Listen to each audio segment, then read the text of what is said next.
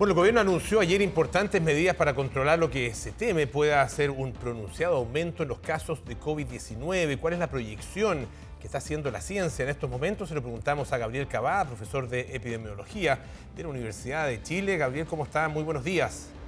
Muy buenos días, Pablo, Natalia. Un placer. ¿Cuál es la lectura que hace usted acerca de lo que estamos viviendo en este momento? ¿Se ha manifestado una alza en la positividad?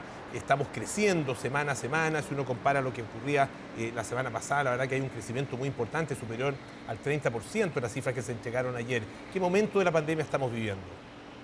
Bueno, efectivamente, lo que pasa es que hace más o menos un par de semanas, este curioso R efectivo, ¿no es cierto?, al cual ya estamos tan familiarizados, rozó el 1, fue del orden del 0,99, una cosa de ese estilo, de modo tal que eso nos puso en alerta en un escenario de que esta pandemia ya podría empezar a rebotar o bien entrar en una endemia. Desgraciadamente fue lo primero, o sea, efectivamente la epidemia rebotó, tal como tú señalas, digamos, con un R efectivo de 1,3 semanal, calculado el día lunes, y por lo tanto eso indicaba de que la cantidad de contagios, la velocidad de contagio, estaba expandiendo la pandemia a razón de un 30% de casos por semana. Y por lo tanto, digamos, se acabó la bonanza de la bajada de casos del rebrote Omicron que sufrimos durante el verano pasado. Profesora, ¿a qué se debe también este aumento de casos si es que no hay una variante nueva? Entendemos que hay subvariantes y ahí uno tiende a confundirse porque no estamos, nosotros al menos que no tenemos los conocimientos, a entender la diferencia entre, por ejemplo, Delta y Omicron con Omicron BA2. Si nos pudiera explicar en simple en qué se traduce eso y por qué hay aumento de casos en relación a eso mismo. Bueno, mire, fundamentalmente, tal como usted dice, digamos, estas cepas se empiezan a readecuar al sistema ecológico, entonces ellas quieren sobrevivir de alguna forma y por lo tanto, y cuando hay, digamos, una gran cantidad de réplicas, una gran cantidad de contagios, como las que tuvimos durante febrero, en el proceso de réplica, ¿no es cierto? Este proceso de réplica no es perfecto, y lo que ocurre es que al no replicarse en forma perfecta se empiezan a generar estas nuevas cepas en general y particularmente esta subcepa de la variante Omicron, como usted ha señalado. Ahora, esa es una cosa. ¿Y a qué se debe esto? Yo creo que hay que tener presente varios ejes. El primero de todos es que recordemos que este virus es estacional también. No por casualidad, digamos, las olas más aciagas han sido durante las épocas de otoño-invierno, ya sea del 2021, ya sea del 2020. Si a eso le agregamos que la autoridad sanitaria, en opinión personal, desinstaló la comunicación de riesgo muy tempranamente, si usted lo recuerda, a principios de marzo, fue demasiado laxo, digamos, la comunicación en términos de qué es lo que iba a ser el paso a paso, etcétera, etcétera.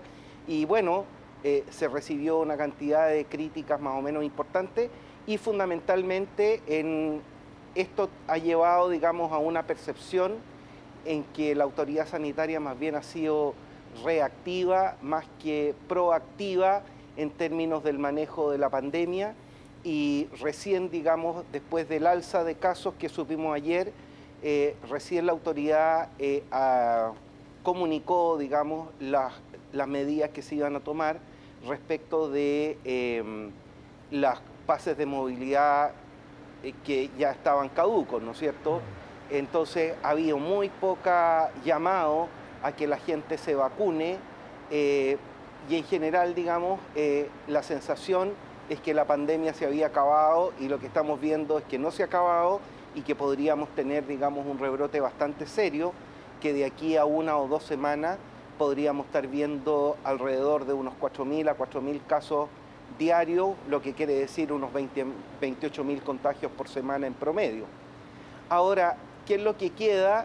En mi opinión personal, yo creo que más que seguir poniéndole medidas contractivas al pase de movilidad, hay que ser un poco más creativos en términos de poder proponer medidas de acicate a la vacuna asociadas al pase de movilidad, como por ejemplo, ahí no soy especialista en economía o alguna cosa de ese estilo, pero podrían estudiarse medidas de premio, de acicate, ¿no es cierto?, en términos de que, por ejemplo, la gente que tenga el pase de movilidad al día pueda acceder a la compra de bienes no suntuarios con un descuento asociado al pase de vacuna activo, y ese descuento sea restituido al comercio vía impuesto, porque le aseguro que es mucho más barato hacer eso que estar preparando, digamos, el sistema sanitario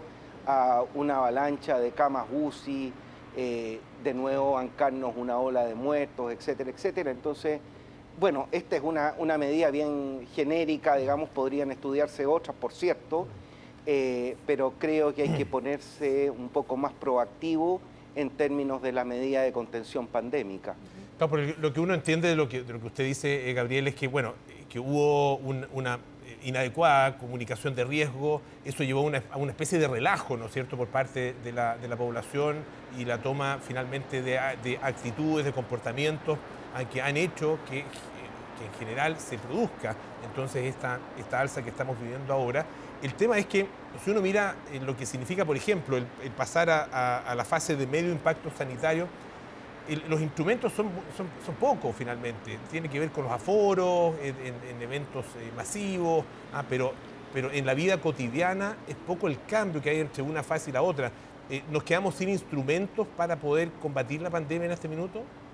Bueno, usted tiene mucha razón en la apreciación, digamos, o sea, los beneficios que yo saco o los beneficios que dejo de recibir por no tener el pase de movilidad al día están más bien en actividades lúdicas, digamos, en términos de que no puedo ir al estadio, no podré ir al recital, no puedo ir al restaurante. Sin embargo, se necesita una proactividad en términos de, le insisto, incentivar a la población a que se vacune, pero a la masa de la población, digamos, no a la gente que está solo dispuesta a ir a actividades de recreación. Entonces, en ese sentido, yo creo que es una obligación poner una cuota bastante más grande de proactividad en términos de cómo paramos esto, y tal como usted señala también, no quedan muchos instrumentos salvo el eje vacunal, la educación nuevamente y las promociones de las medidas de autocuidado, porque a mi juicio ya es completamente imposible pensar en medidas de confinamiento tipo Shanghái, digamos, o incluso las que vivimos el año 2020 o el año 2021. Perfecto.